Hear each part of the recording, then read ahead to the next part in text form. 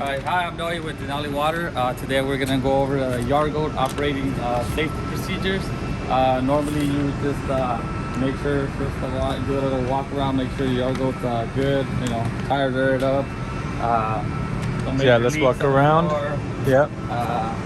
When it's parked, make sure you have your road trucks on, that it's not going anywhere. Before operating, you have to make sure your airlines are connected to the yard goat and trailer. And if you are going to move the yard goat, you have to make sure that the landing gear is moved up, either manually or with the fifth wheel here. I'll show you guys the side where to move the lever.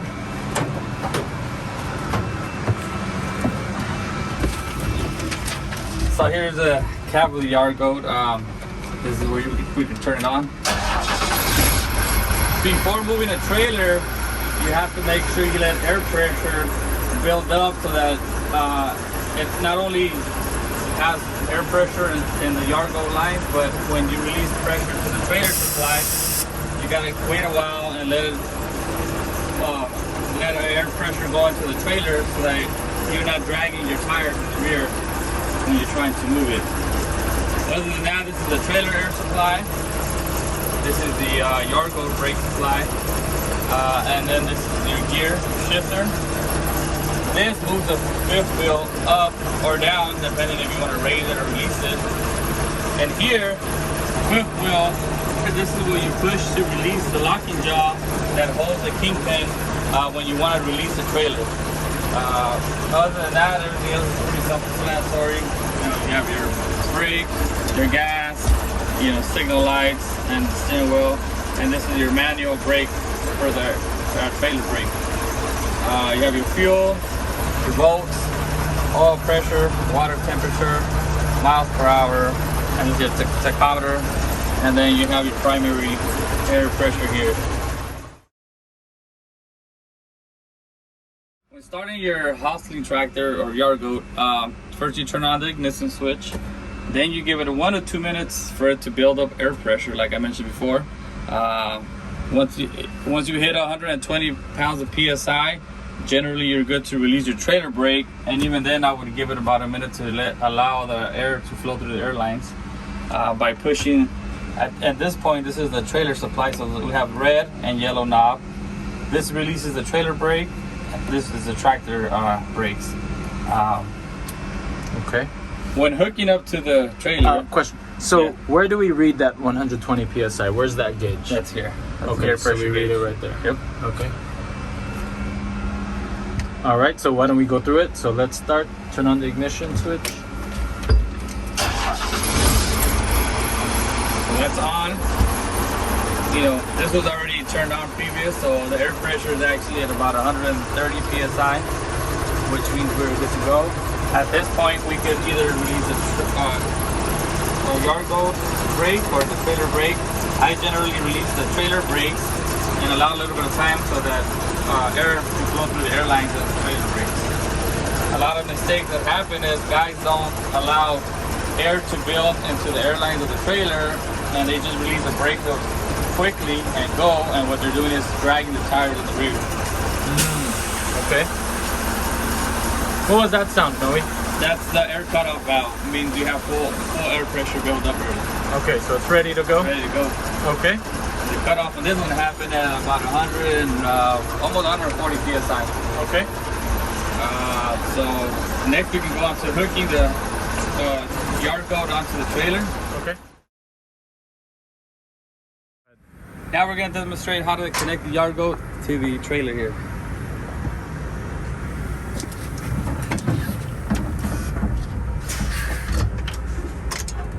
So what are we doing? Making sure that the yard goat is neutral in order to turn it on, because if it's on drive, reverse, or any gear, it will not turn on. So say that again, we have to make sure we're in neutral? Or make sure you're in neutral before you turn it on, or else it will not turn on. Okay. After turning it on, we're making sure that we are lined up. The yard goat's lined up to the fifth wheel of the trailer. All right. We're going to back up slowly. In order to do so, we're going to have her put on the brake. We're going to release the yard goat's air brake, and we're going to go into reverse. When we're in reverse, we're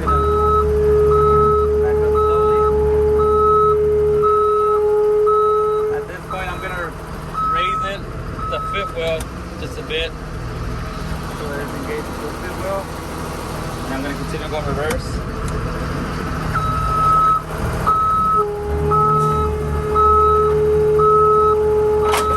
At that point, you hear the locking jaw connect around the kingpin of the fifth wheel. In order to verify that it's connected, I'm going to now go forward, releasing the tractor brakes, and it should just pull on it gently. There, we're confirming that it's connected. Back up a bit. The brake back on, and now I'm going to connect my airlines. Here you have the emergency, the red line, and you have the service line, the blue line. They're marked here. Emergency red. And service line blue. And what are we checking for? Making sure it's flush, not loose. You want to listen for it after you connect it and we release the air lines, the air brakes. If they're loose for any reason, you're going to hear air escaping from the lines. At this point, you can do that. And release the trailer brakes. And we should go back there and listen to any airline, any air.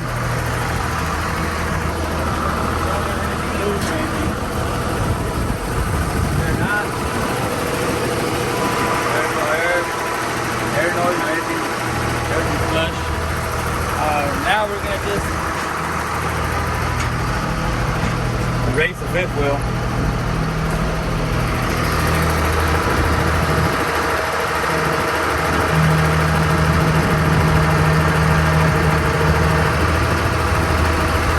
Parking brakes are on. I'll shut this off.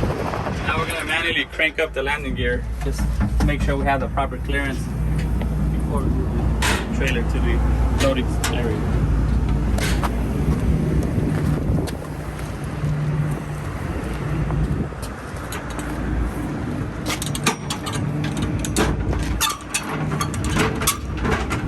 So we're just gonna completely raise the landing gear Yeah, just to have the clearance when you go when you move. off to the scale or you're moving, you run into a bump or anything, you're okay that knowing that the landing gear is lifted. You could always raise the fifth wheel higher if you choose to.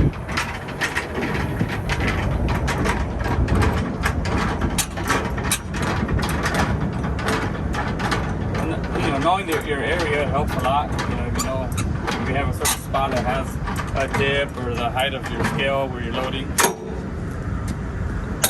That's it, we're good to move the trailer. So while you're loading material, you want to make sure that your landing gear is raised up so that you're able to pull back and forth and you're not dragging the landing gear on the scale or the ground or anything like that. And obviously once you're done loading and you're going to pull away and you're going to move the trailer to the staging area, you want to make sure your landing gear is up as well so that you're not dragging the landing gear when moving into the staging area. If you need a yard hostler or a yard go, you want to make sure you always use a 3-point contact rule. At all time, make sure you're holding on to something just to avoid any slips or falls. So at this point, we're going to demonstrate disconnecting the trailer from the yard go, what you should do before disconnecting. We're going to turn the yard go on. And we're going to sit here and make sure that air pressure is built. This yard go was already connected to the trailer and already has some air pressure built, so we shouldn't really have to wait that long. What do we have to wait to let it build to? Usually it's about 120 psi. So right now it's at 100, so it should be built pretty good. Meanwhile, what we can do is we can step outside and check the landing gear, make sure that the landing gear legs are down. So we're gonna put the landing gears down? Yes, we're gonna bring the landing gear down before we bring the fifth wheel down for the yard go to disconnect the airlines.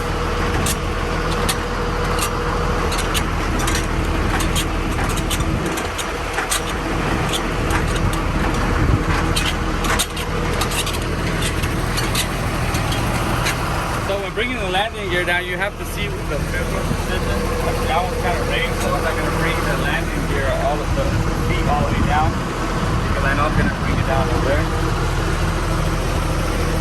should have enough air pressure now.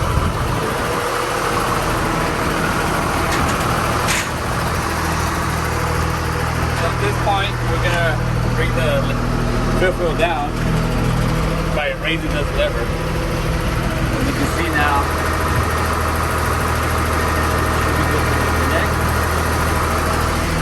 make sure the air gauges are up. We can now disconnect the airlines.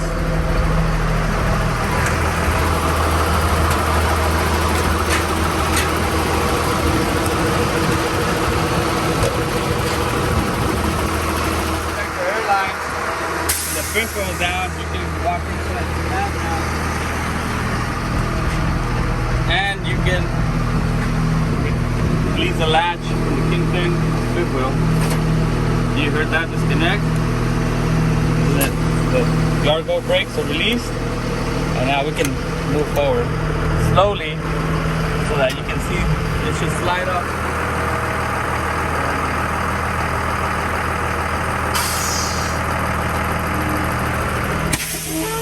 Once you're off, disconnect it, you can put the parking brake back on, slide it back into neutral.